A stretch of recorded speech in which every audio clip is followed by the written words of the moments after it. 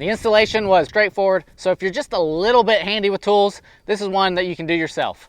If not, you can always take it to your local kayak shop and they'll happily install everything that you need. I'll leave a list with links to all of the products that I used in this install down in the description below. All right, let's start with installing the quick release bracket. This is a must because your kayak cannot handle the weight of that trolling motor as it's bouncing down the road. It will crack it out and ruin your kayak in a heartbeat. So you've got to have this quick release bracket. I got mine from the Nucanoe website. That way I knew I was getting the right one. Installing it was pretty simple, as you can see. It just takes 3 bolts that you have to install into the kayak first, and then you bolt that block to the other bracket. Like I said, it's really simple.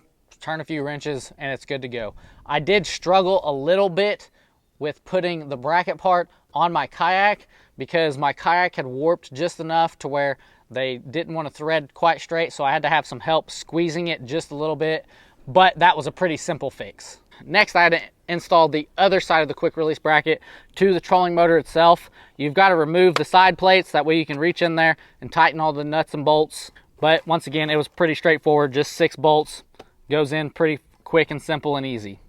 All right, so once you've got your side plates all back on and this bolted and secured to the trolling motor and your other half of the bracket bolted and secured to your kayak, it's time to set it on the kayak. Drop it on there and pop it into place. There we go. Every now and then, quick release pins will get stuck and they just don't want to quite go all the way and lock into place. All I do is just pick it up, readjust it a little bit, slide it right back down, and usually that fixes the problem. All right, but once we've got it mounted on the front, it's now time to put power to it. I ended up clipping the leads and putting a plug on because I wanted to run my power to the back of my kayak. So I had to drill holes and run some wires through my kayak. Thankfully, the Nucanoe Unlimited is designed for that. They thought it through very well, and this process was also fairly simple. Now, I'm not a fan of electricity, but I know just enough to be a little bit dangerous. For the most part, all you have to remember, connect red to red, connect black to black, and you're good to go. But I did have some guidance from my grandpa, who knows a lot more about electricity, running all the wires and everything than I did, just to make sure that I was doing it right. So once again, I recommend going to your local kayak shop if it's something that you're struggling with. At the front of my kayak here, I actually had to drill a hole here and put this plug in. This is where the kayak actually plugs in and gets powered.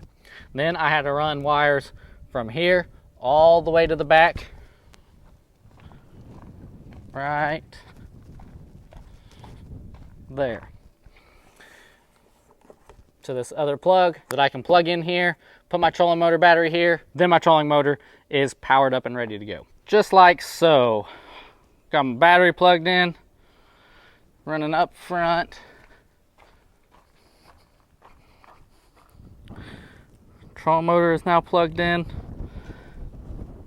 and we've got lights, just like that. It's ready to go. I started out with pretty thick wires.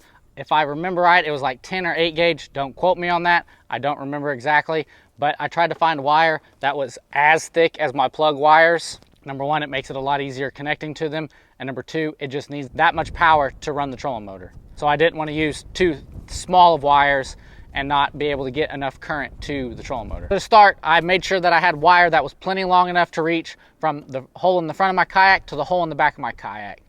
And then I went ahead and taped a rope on the front of it that was 3 or 4 feet long, and I fed the rope through the hole in the front of my kayak along with a lot of the wire. Then I picked my kayak up and was able to grab the rope and pull it through the hole in the back of my kayak, and therefore eventually getting to the wire. And I pulled the wire all the way through. That way one end was sticking out of the front of my kayak and one end was sticking out of the back of my kayak.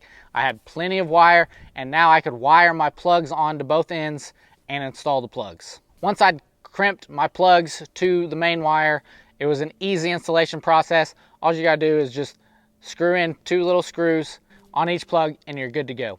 Once that process was done, it was time to power up and test to make sure that I'd done everything properly. I made a rookie mistake and I actually flipped a couple wires on one of the plugs.